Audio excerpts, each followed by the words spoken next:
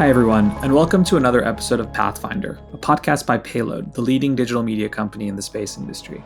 I'm your host, Mo Islam, and my guest today is Chris Taylor, the founder and CEO of Aalyria, a startup that was spun out of Google that specializes in advanced networking and laser communication technologies. Their goal is to revolutionize connectivity across land, sea, air, and space. On to the show. Chris, thanks for being on the show. Thanks for having me, Mo. So, what led you to Aalyria? Give us a little bit about your career arc and how you ended up building Aalyria. Yeah, I had already done a couple of startups before, and I had also led a large, nearly billion-dollar company. This opportunity came to me by way of sort of the grapevine that said, "Hey, look, Google may be considering." Selling off some different technologies. And I had some people ask me if I knew about these particular technologies that we acquired, and I hadn't actually.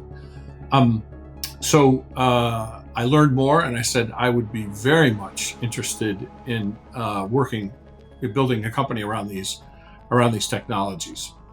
That led me to take the deal to my current boss, Arthur Patterson, who's one of the co-founders of Excel Partners in Silicon Valley. I think the most successful early stage unicorn investor in Silicon Valley. And he said, and I had been a CEO for him before, so we already had a relationship. And I said, he asked me, he said, "Is this a thing?" I said, "It's a thing." He said, "Okay, let's go do it." We spent not a small amount of time with Google trying to get this done. And it's not technically a spin out. It's technically an acquisition. We actually acquired the technologies and the patents that went along with them. And that deal closed about 25 months ago. So we've been at this for just over 2 years. And it's going pretty well so far. So we'll spend the next 40, 50 minutes diving into Aalyria and the technology in a lot of detail, but just give us a quick minute. Like, what is Aalyria? What are you guys building? We want to be able to make connectivity ubiquitous so that it is absolutely seamless to any end user. If you think about the fact that in space and on the ground, let's say that there are $1 trillion worth of assets. None of those assets were ever designed to speak to each other. None of them were really even contemplated to be able to speak to each other. They were solving a very particular problem that they were asked to solve. Well, now you'll see lots of commercial companies geo providers are now buying LEO providers. Those two constellations weren't built to speak to each other. So how do we make them talk to each other? And then where infrastructure is lacking, there may not be fiber optic cable somewhere. There may not be anything somewhere. And for many reasons, the cost to the population density is too small in the area. The cost to trench fiber is too expensive in the area, or any other. It could be that it's a tribal burial ground, something like that. You can then take a product like Tightbeam, our free space optics product, and sort of push light across all of the challenges into another head for light and produce lots of connectivity, high capacity captivity. And what does that do? It allows us to create infrastructure where there otherwise wasn't, for far less than any traditional means of doing so. So if I'm to summarize effectively, for the layman or laywoman, Aalyria is trying to make data transfer easier and faster than ever before, and almost, or I shouldn't even say almost, perhaps achieve fiber optic cable speeds without cables, right? So enabling satellites, ships, planes, cars to communicate with each other faster than before. That's absolutely correct. All domains, land, sea, air, and space, yep. On all platforms, satellites, planes, ships, ground stations, vehicles, sure. Of some sort. Absolutely. So let's start. And I know this could very quickly become a very complex topic, but let's start at the bottom floor. How do those different vehicles, crafts, how do they communicate with each other today? Well, if they are from two different constellations or two different companies for something, they don't. That's the whole point, is that they just don't communicate. Predominantly, things that have been built in the all domain environment have been created to solve just a very narrow challenge without a thought of being able to interoperate with anything else. So we don't. What Spacetime does is it allows us to bring together any two compatible transceivers on the planet or in space together to create connectivity. Got it. And that's really the basis for Spacetime. Right. And Spacetime is your software product. Yeah, it's our SaaS. It's our SaaS platform. Got it. Got it. Okay, so kind of going maybe from level 1 to level 1A. Let's talk optical communications. Right? What is optical communications? Maybe just give us a quick primer on that. Sure. Most people know optical communications through submarine cables, and actually, that's light traveling through glass. Free space optics is the same light traveling through a vacuum or atmosphere. You can achieve the same speeds if you can put together the same number of channels, which is not the case right now in free space optics, but it is. So you may know that in submarine cables you have any number of submarine pairs; they're all capable of carrying X capacity. In free space optics, one optical head may have 4 channels or 5 channels. So in our case, we can push 5 channels of 200 gigs per second that creates terabit connectivity through the air or through which is as far as I understand, faster than fiber optics. No, well, it depends. It depends on how it's being used. Sure. There you go. We're complicating it right away. This is light is light. It runs at the same, so 186,000 per second. Light is light. What we do to the light en route somewhere matters to the quality of what we're trying to transport, right? And how we mentioned. So a cable goes through glass. It's protected by the cable. Right. And light travels, this is going back to like my high school physics, light travels faster in a vacuum than it does if it was obviously encompassed by a solid like a cable. Yes. But it's really more about the quality of quality. I understand. Traveling. Okay, got it. Okay, let's. I want to. We're going to come back to this. I want to talk about the fact that this technology came out of Google, right? Alphabet, but I'm going to call it Google because I hate calling it Alphabet. 1998, Lawrence Livermore Laboratory. There was a program called the Coherent Light-Free Space Optics Program back in 1998. So this technology, at least you have two business lines. You have Tightbeam, and then of course Spacetime. Tightbeam, which is effectively the laser tech that's been built by or being built by Google since '98. What give a little bit of history about that the technology and how why it's taken so long. Maybe let's start there. So the Free Space Optics program in Lawrence Livermore National Lab actually included a bunch of our engineers that we have today. We have engineers who have been on the program since back in the day. Once it progressed to a certain level, those engineers spun the company out into an employee-owned company called Sierra Photonics. And that company went on for about 6 or 7, 8 years. And then Google bought the company back in 2000, maybe 13, 14. And then, of course, we acquired it from Google. As I understand the history, Google actually bought it because back in those days, they, as they always were contemplating how do we offer more capacity to the and underserved population of the world. More eyes means more ads, means more revenue. And certainly being able to use free space optics to create infrastructure where it doesn't exist somewhere was one of those plans that they had. And so they bought it and immediately said, look, the primary goal for us is to be able to go from ground to space at no less than 100 gigs per second. Obviously, there's a lot of distance between ground and space, and there's a lot of turbulence. So Google actually spent the majority of their investment in Tightbeam, working through the very hard atmospheric problems that plague all free space optics communications, and they achieved quite a bit while doing it. The team has been just amazing, and ultimately they decided that they were going to shelve it, and sell it off, and we bought it.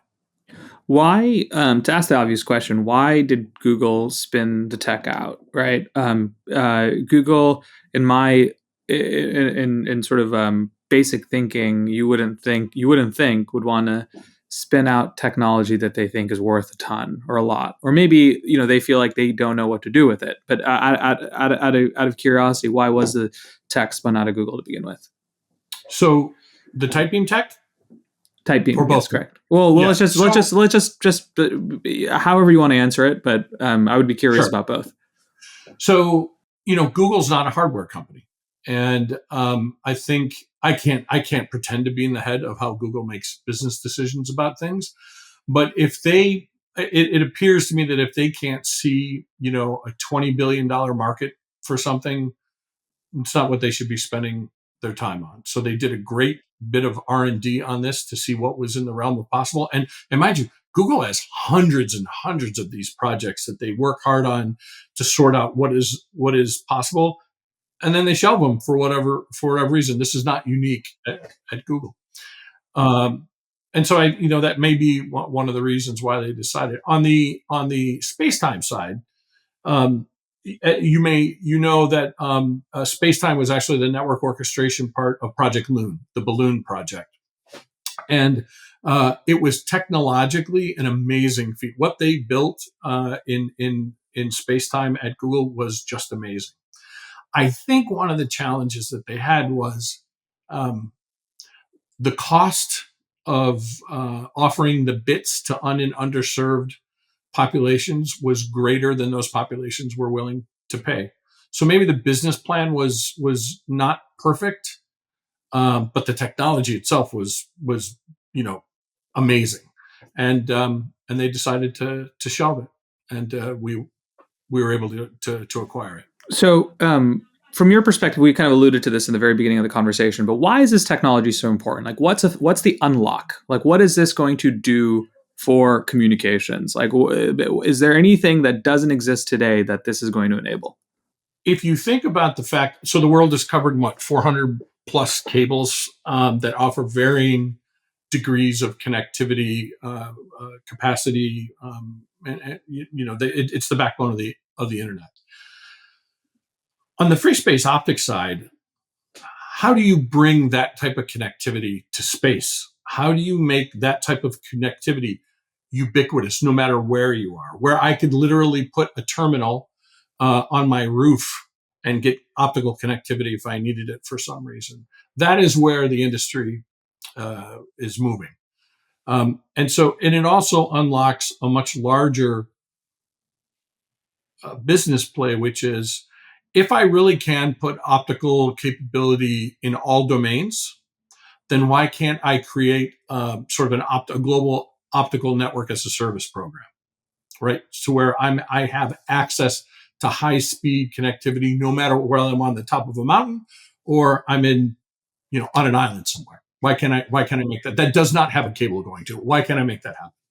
So that's absolutely part of our vision of ubiquitous connectivity, particularly using free space optics.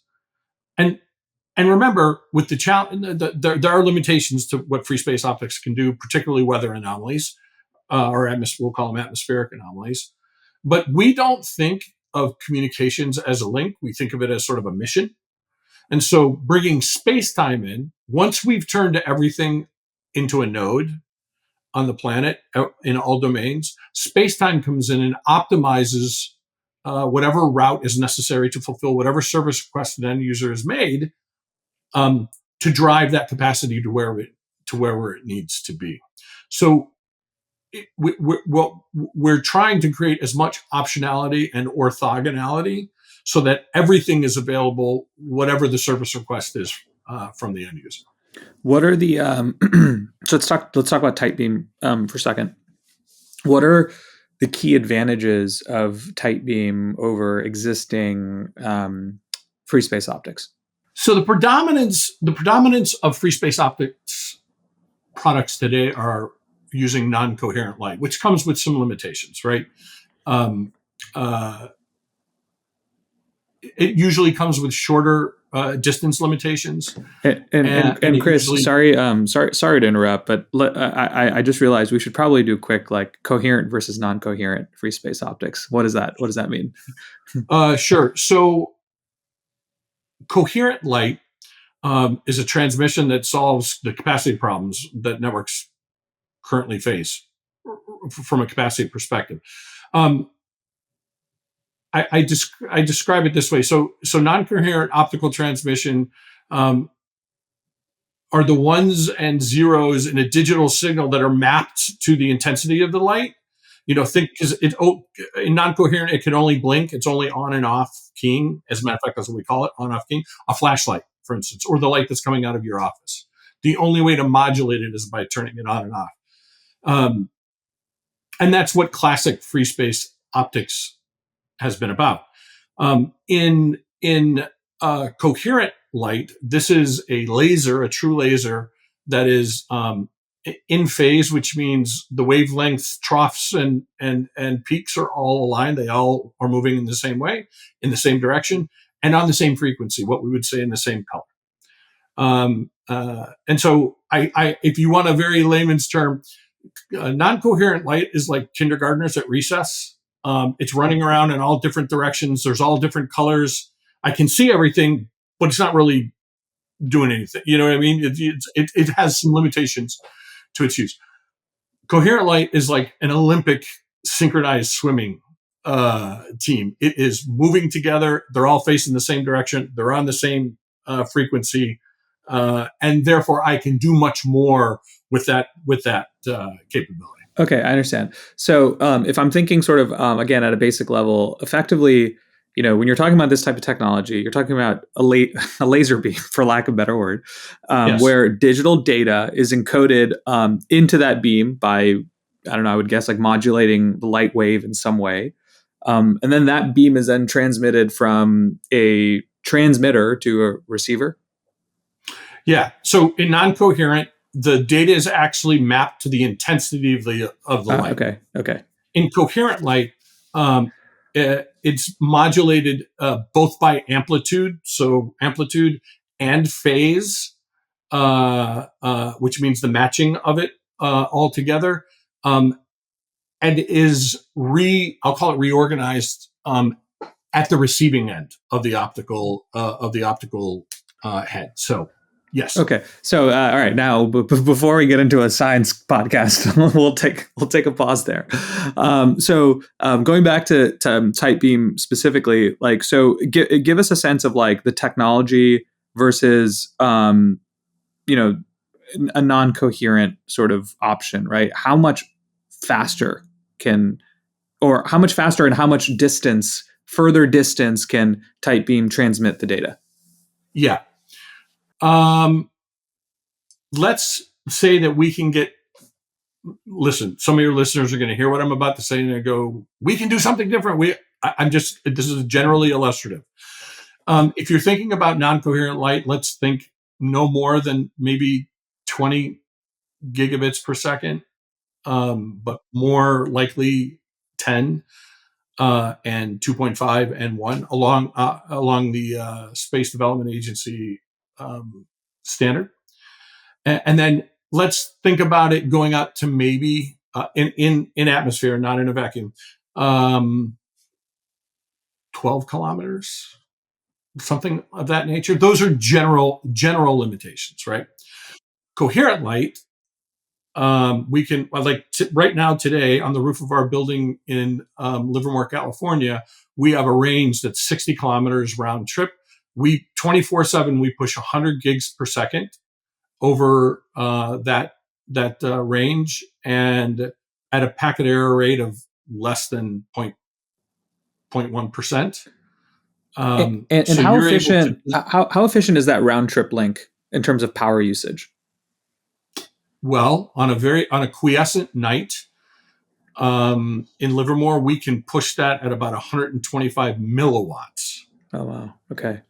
On a blessing, on a day that's got high instability, that might jump up to 500 or 800 milliwatts. Now, a good comparison is the average nightlight in your house is somewhere between 1.5 and 7 watts, right? So we're able, with not a lot of power, to push a lot of capacity over a long distance.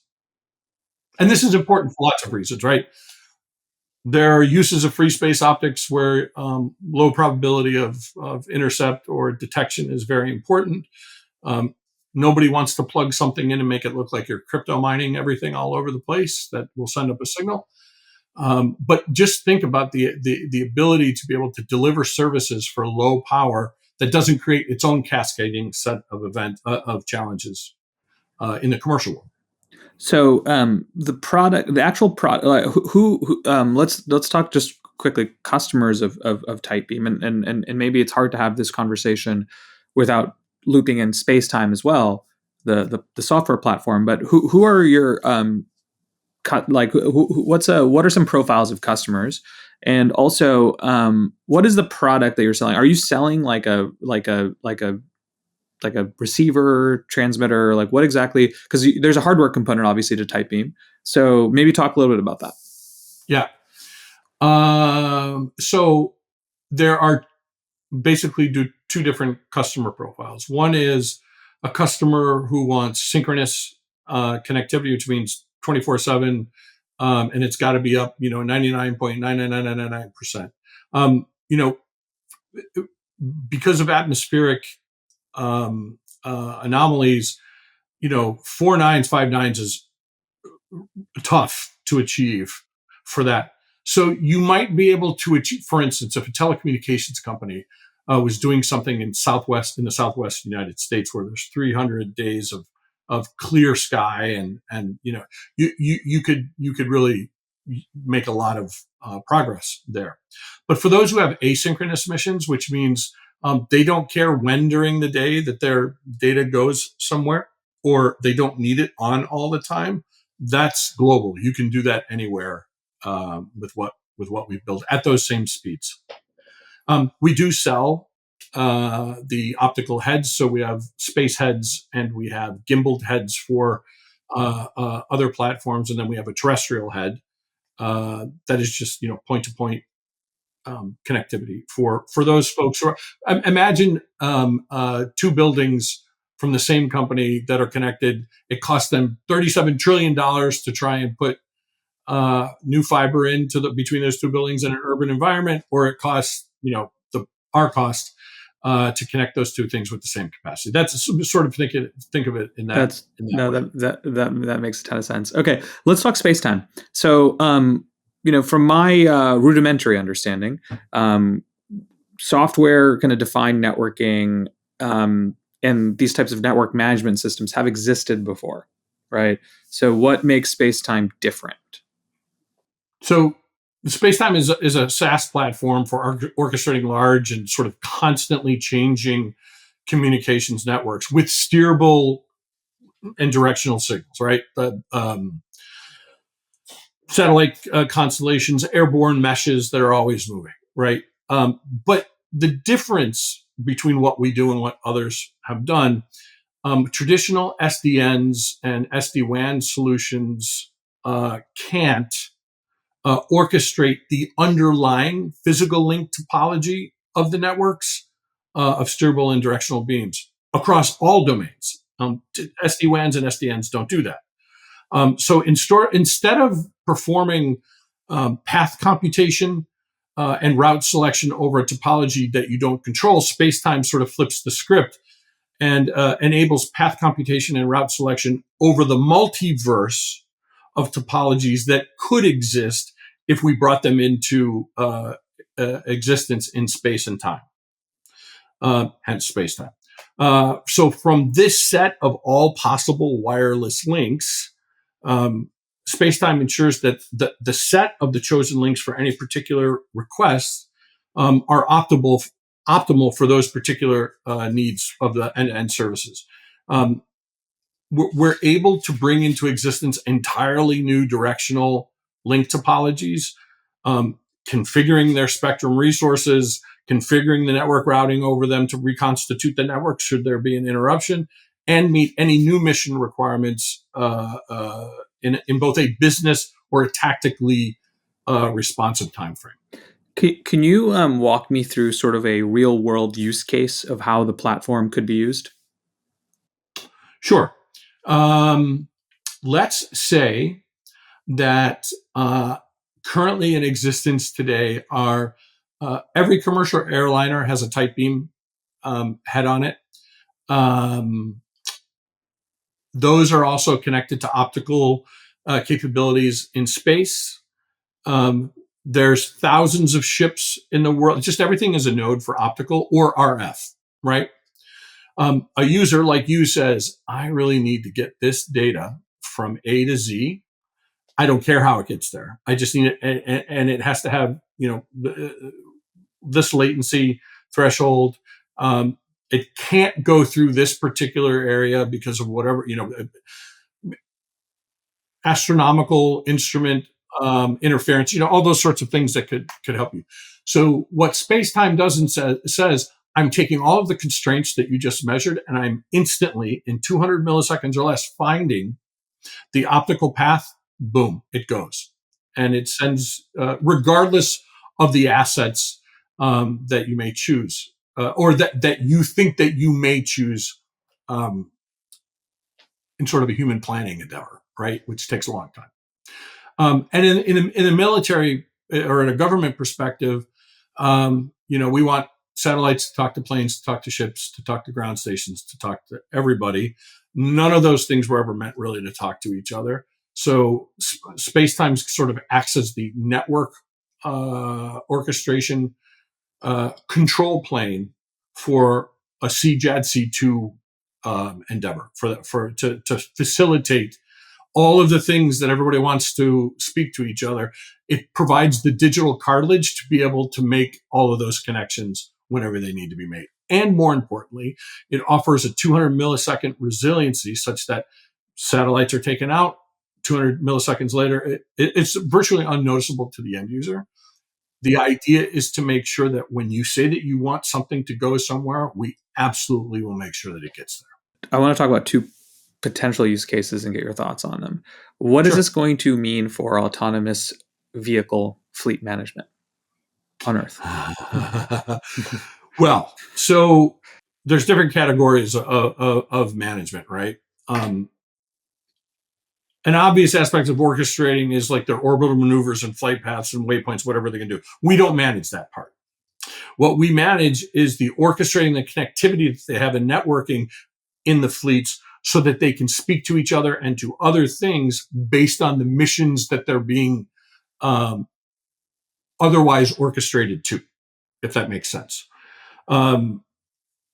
If you think about what Spacetime was doing with Loon, it ran high altitude platforms, balloons, in actually far less predictable conditions than in space. We know that in LEO, things are moving at 17,000 miles per hour, and they're maintaining orbit. Balloons are being blown all over the place. They're being blown off a link. And so Spacetime is actually able to keep those chaotic type of endeavors still meshed, still connected, and even if some of them fall out, reconnected in seconds. So that's a really important thing. As a matter of fact, I think after Hurricane Maria, Loon actually was providing cell service to Puerto Rico based on the ability to keep the assets on station to be able to provide it to the entire island. So, what about vehicles on Earth, like fleets of autonomous taxis. So I say that just because Tesla just had their earnings call where they were talking about this. yeah. So again, if it is necessary for those fleets of autonomous taxis or whatever to have connectivity to different points in order to perform their services, then Spacetime would service that. That would be a thing that Spacetime could be used for. Particularly if it's all satellite connectivity in most cases, then of course Spacetime could maintain that connectivity no matter where it is. So imagine people drive all over the country. We have good cell spots and we have bad cell spots. Spacetime would be able to manage those fleets such that they always had connectivity, because it would be selecting from all of the possible connectivities available to it to maintain that connection. How do you measure your addressable market? How big do you think that is? It's a really good question. And the reason I'm smiling a little bit is because it changes sometimes month to month.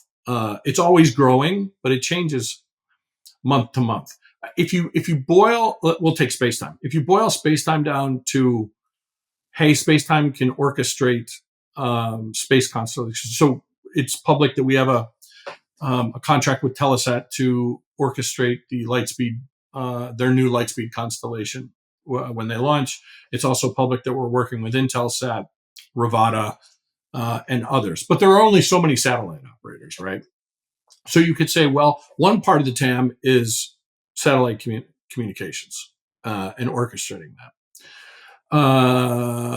But one of the interesting things that's happened to us is that the European Space Agency gave us a contract to adapt the Spacetime platform and our APIs to be able to be the service management orchestration layer of Europe's new 5G, 6G NTN capabilities coming out. And that's really an important development, because today's cell phone industry is built around static cell phone towers. Now we're putting the cell phone towers in space at 17,000 miles per hour. There is no software that manages that today. It's not been invented. It doesn't exist. So ESA came to us and said, we think that this could help us. We help us do that.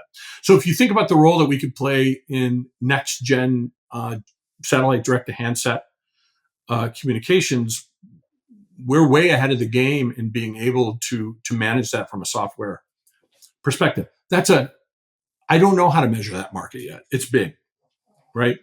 And then I think the final thing, or one of the final things, is if we think about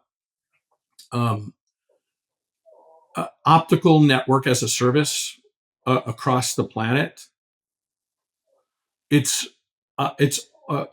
we think it's in the it could be between 5 and 10 billion annual ARR perpetually, as long as people are using the networks. So there's huge possibilities here. That's commercial. Governments and allied governments and governments who are doing civil space stuff, the same thing applies. We're able to help them orchestrate the assets they have, but more importantly, to federate those assets with other allies that they would like to federate them with. So imagine this. The U.S. Navy I'm not saying this is true. I'm just saying I'm picking examples. U.S. Navy has an instance of Spacetime to manage X, Y, and Z.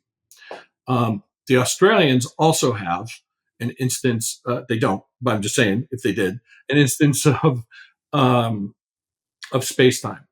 So within those two instances are their assets. However, they are now able to federate those particular instances, and each can advertise to the other, hey, for this particular time and perhaps for this particular mission, these assets are now available to you. We're sharing them with you, our friends. So we're able to federate many instances of Spacetime together to achieve whatever particular mission we're trying to achieve. On the commercial side, the same capability allows us to create sort of a spectrum marketplace. Spectrum is a highly inefficient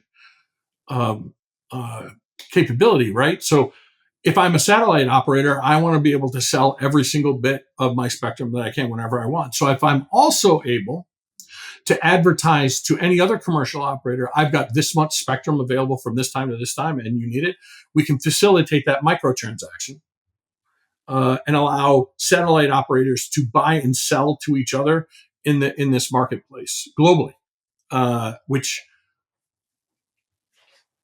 there would be a small fee for being able to do that, obviously. but the ability to help people be more efficient, more effective, right, and much more profitable from a commercial perspective, it absolutely the way we're going here. So I read that the FSO Free Space Optics program closed its first air-to-ground coherent 100 gigabyte per second optical link back in 2019, right? So from I don't know. I read that somewhere. You can, Chris, you can correct me on the details. But what I'm more trying to say is, there was an optical link at that speed, air-to-ground, that has taken place, from my understanding. We're now in, call it 2024. Where does commercialization of that technology stand? I know you mentioned you have a few different contracts with folks, with a number of obviously prominent businesses in the industry. Are you delivering product and that's being used? Is it still in sort of R&D phase, looking to commercialize and deliver relatively soon? Where do things stand from that regard? Yeah, great question.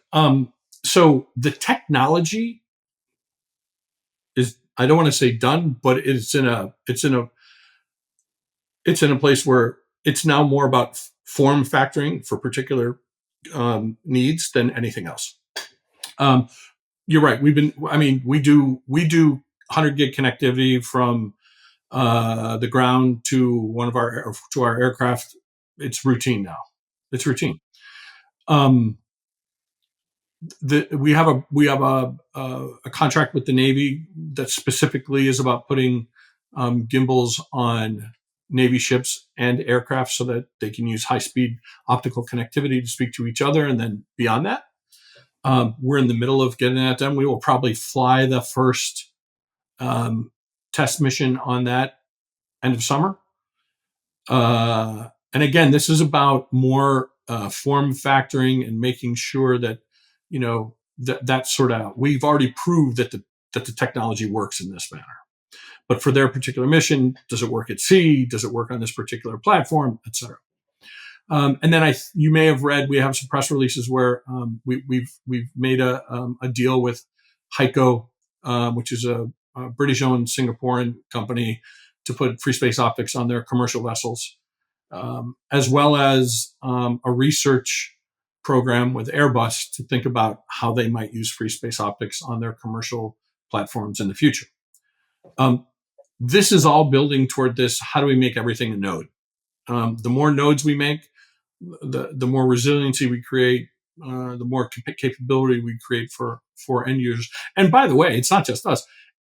Anybody out there who's got an amazing business idea that depends on some sort of connectivity, we're trying to open that up for all of them as well. Talk a little bit about your work with DIU. So DIU is our first government contract. It was a prototype OTA, other transaction authority contract, which is basically the government using commercial contracting mechanisms. We recently just finished the prototype part. So the way the contract was structured, we could move from prototype to what's called production without further competition. We have completed all of the milestones for Spacetime on the prototype contract for what's called the hybrid space architecture contract, and Bucky Buto out at DIU is running that. And we just received what's called our letter of success, which is sort of the DIU and government imprimatur that says, you did all this, you are now eligible to move into production OTAs for anyone in DoD who sees fit.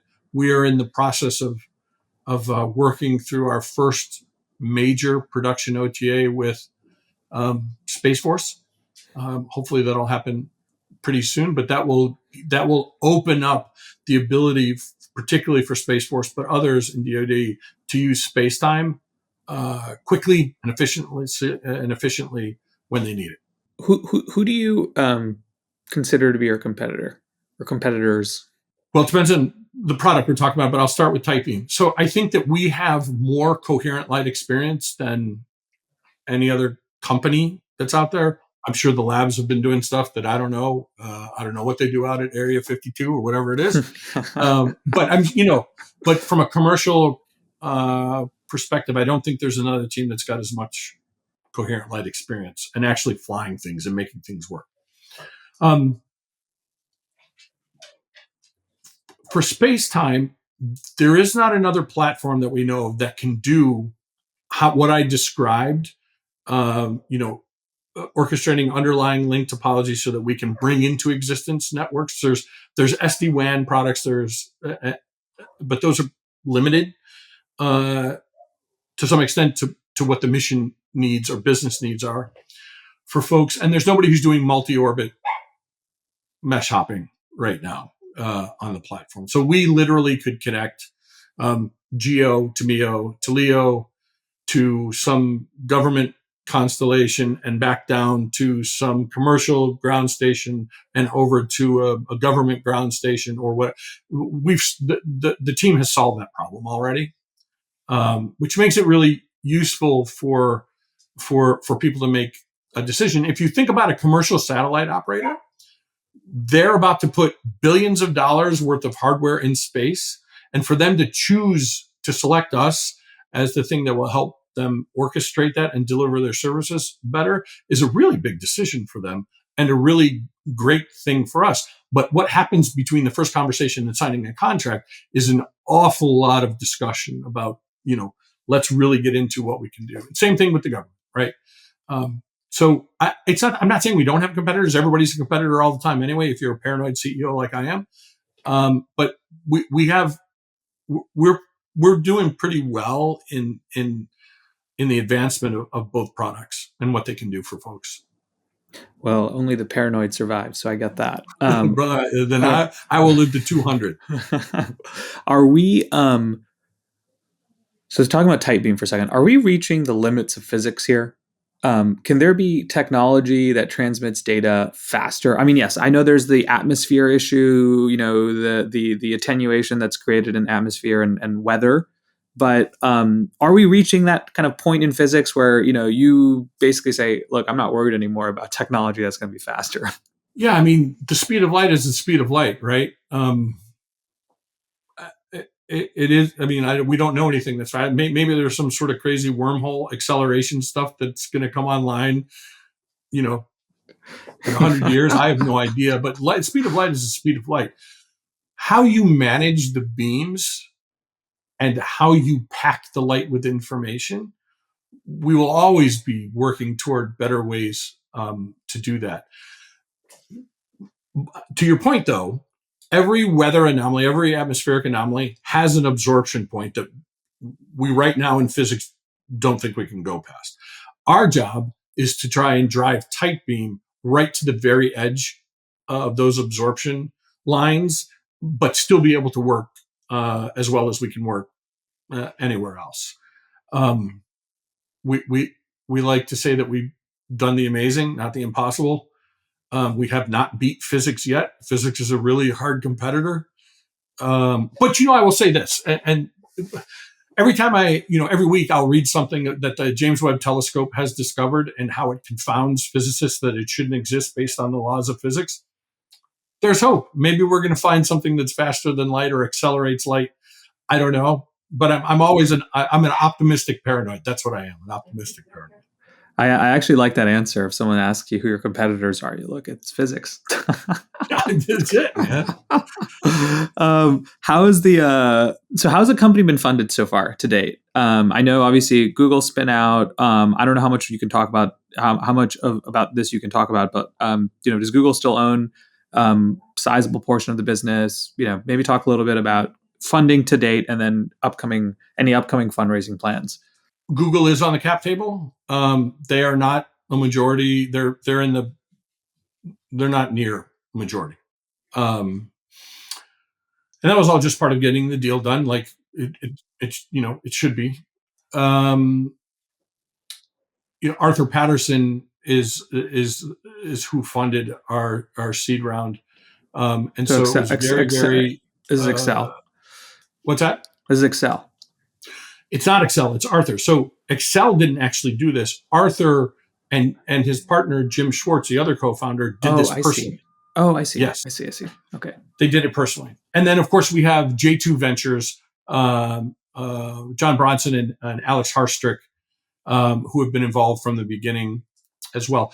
We haven't raised a lot of money compared to the progress that we've made in both commercially and um, uh, in government, but we're getting a lot of interest from folks, VCs and other institutional funds about what our fundraising plans are and what have you. And I think look, these types of decisions are always made based on you know I don't think it's 2021 anymore where VCs were just throwing hundreds of millions and billions of dollars at things. And, unfortunately, some of those investments are really underwater now. So I think VCs are being a little more particular in what they choose to look at. But there are lots and lots and lots of others who are very interested in how do you in what we're doing. How do you change connectivity for the planet and beyond going forward? So, I mean, we talk to everybody. We will make, if we ever believe that we have to go out and raise some money, we'll make the very best decision based on what we think we need and what we think, a particular investment partner can offer.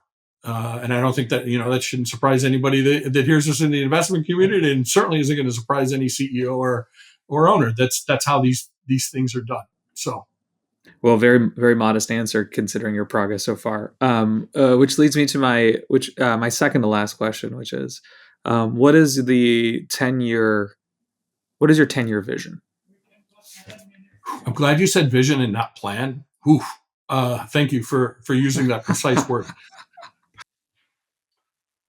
We want to ultimately be the indispensable digital cartilage for um, any future generation of connectivity. We want to future-proof being able to get bits from A to Z to whomever, wherever on the planet and beyond. That is part of our everything is a node strategy. And I think that, as we think through that, we actually have a pretty good view to that vision. And so we are briskly marching off toward it. But in constantly assessing the market, assessing what people want, assessing what other people are doing, and what it might mean for us going forward. But I mean, we're pretty bullish on the idea of being the digital cartilage for the planet. Um, until either the market or something else tells us that we didn't get it right, I guess. Any companies or startups, obviously not your own, that you're watching, you're very bullish on? Oh man. So I don't know if I can say their name out loud. Well, I'll get in trouble. I think what Karan and Neil are doing at K2 Space is remarkable. I think that they will change when they change the amount of mass and swap on orbit. It's going to change a lot of things for a lot of people. And I think, the cheaper satellites with greater capability instead of sort of these very bespoke, very expensively elegant solutions are not gonna make it going forward. So I love those guys. We're always rooting for them. I think ultimately we're going to see more sort of nuclear fusion and power in space. That's going to take a little bit of time, but I think companies that are working on that are going to, help us reimagine how far we can go, how much it costs to put something somewhere, just the general lifespan of the various technologies that we put in space. I think those are really interesting sorts of companies that are doing that work. There's many more. No, that's good. That's great. I mean, look, the K2 name has come up a number of times actually on the podcast, and nuclear is near and dear to my heart as well, considering that it's our new area of focus through our new brand Ignition. So we're spending quite a bit of time thinking about that and the intersection of nuclear and space. Chris, my last question, and I always say it's usually my hardest, which is, what do you do for fun? Well, last night I had a backyard soccer game with my 7-year-old. I'm proud to say that my daughter and I beat my two nieces 4-3. So that was exciting. I am wholly and unabashedly in love with my little girl. I have an older daughter as well, but she doesn't want to go play soccer with me in the backyard anymore. I fly. I'm a pilot, so I love to fly periodically. And actually, I'm trying to mind, as difficult as it is, mind a little bit more